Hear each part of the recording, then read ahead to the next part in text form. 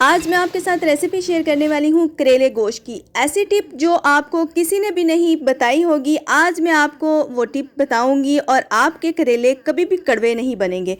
तो चलते हैं अपनी रेसिपी की तरफ। माशाल्लाह से आप लुक चेक कर सकते हैं कि करेले गोश्त कैसे बने हैं। अस्सलाम वालेकुम, welcome back to my cooking channel. कैसे हैं आप सब? होपफुली आप सब खैरियत से होंगे। तो स्टार्ट करते हैं अपनी रेसिपी को। यहाँ पे हमने सबसे पहले करेलों को कटिंग कर लेनी है। जैसा आपका दिल करे आप करेलों की कटिंग करें और उसमें नमक डाल के तकरीबन 20 से 25 मिनट के लिए आपने इसको नमक लगा के रख देना है। और यहाँ पे हम गोश्त को रेडी कर लेते हैं और ऑयल जो है वो आपने अपने खाने के हिसाब से ही ऐड करना है। तो मैंने इसमें 1 प्याली ऐड की है और दरमियाने साइज़ के तकरीबन 2 छोटे छोटे प्याज लिए हैं, उनको कट कर लिया है और ऑयल के ऊपर ऐड करके अच्छे तरीके से इसको मिक्स किया है।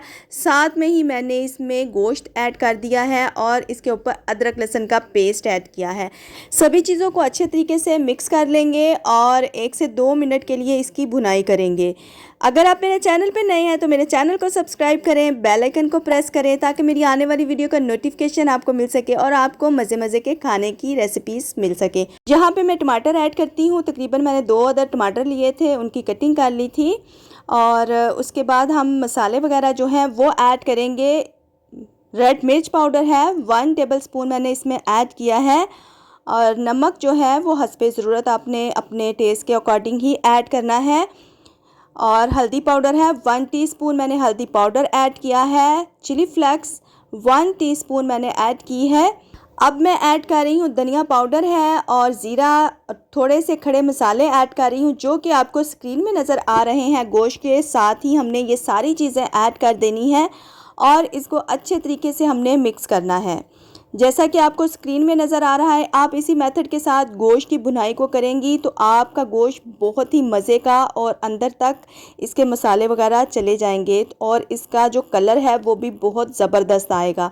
तो यहाँ पे हमने 1 से 2 मिनट कुक किया है और इसको 1 से 2 मिनट कुक करने के बाद हम इसमें पानी ऐड करेंगे। आप चाहें तो आप इसको प्रेशर कुकर में भी इसको टेंडर कर सकते हैं, लेकिन मैंने इसको इसी में किया है। तकरीबन 20 से 25 मिनट मुझे लगे। तो यहाँ पे मैंने गोश्त के हिसाब से ही पानी ऐड किया है। इसको स्टीम पे रखते हैं तकरीबन 20 से 25 मिनट। उतनी देर में हम जो करेले हैं वो रेडी कर लेते हैं। करेलों में नमक लगा हुआ है तो इसको हम अच्छे तरीके से वॉश कर लेंगे पानी के साथ। खुले पानी में आपने करेले जो हैं वो डालने हैं ताकि इसमें जितना भी नमक है एक्स्ट्रा वो निकल जाए और दबा के निचोड़ना है हाथ की मदद से ताकि इसमें से एक्स्ट्रा पानी जो है वो भी इसमें से निकल जाए। तो आप देख सकते हैं जैसा कि आपको स्क्रीन में नज़र आ रहा है। तो यहाँ पे हम एक अलग से कढ़ाई या पैन लेते हैं, उसमें हम ऑयल ऐड करते हैं और करेले जो हैं वो ऐड करते हैं ताकि ये लाइट ब्राउन हो जाएं। जैसे ही ये लाइट ब्राउन होंगे, जैसा कि आपको स्क्रीन में नज़र आ रहा है, इसी तरीके से हमने बस बहुत ज़्यादा डार्क नहीं करने। यहाँ पे हम करेलों को निकाल लेते हैं अलग प्लेट में और इसी ऑयल के अंदर मैंने प्याज को ब्राउन करना है, लाइट ब्राउन करना है, बहुत डार्क नहीं करना। तो इसी ऑयल को मैं यूज़ करते हुए प्याज को ऐड करूँगी। प्याज तकरीबन मैंने 4 से 5 अदद लिए थे दरमियाने साइज़ के और उनकी कटिंग कर ली थी कुछ इस तरीके से। तो इसी ऑयल के अंदर मैंने प्याज को डाल के इसको ब्राउन करने के लिए रख दिया है। और जो टिप आपके साथ शेयर करने लगी हूँ वो है जी अब, ठीक है जी।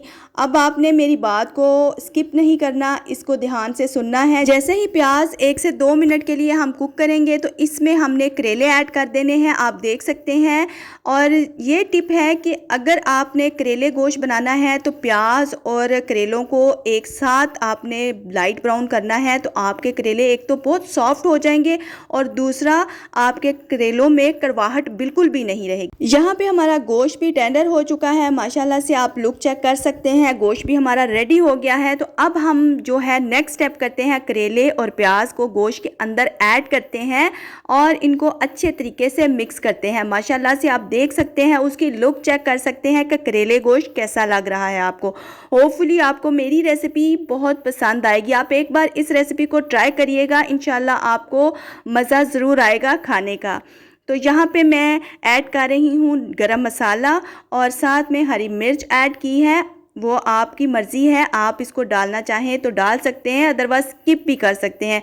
तो टमाटर ऐड करूँगी। टमाटर ऐड करने के बाद मैं इसमें तकरीबन 1 से 2 मिनट के लिए स्टीम पे रखूँगी। तो इसको 1 से 2 मिनट स्टीम के बाद हम इसको करेंगे जी डिश आउट, और डिश आउट करने के बाद आपको फाइनल लुक दिखाते हैं। माशाल्लाह से आप देख सकते हैं कि करेले गोश्त की लुक कैसी लग रही है। इंशाल्लाह आपको भी ये रेसिपी पसंद आएगी। तो मुझे दें इजाज़त, मैं मिलूँगी नेक्स्ट रेसिपी के साथ। दुआओं में याद रखिएगा। अल्लाह हाफिज़।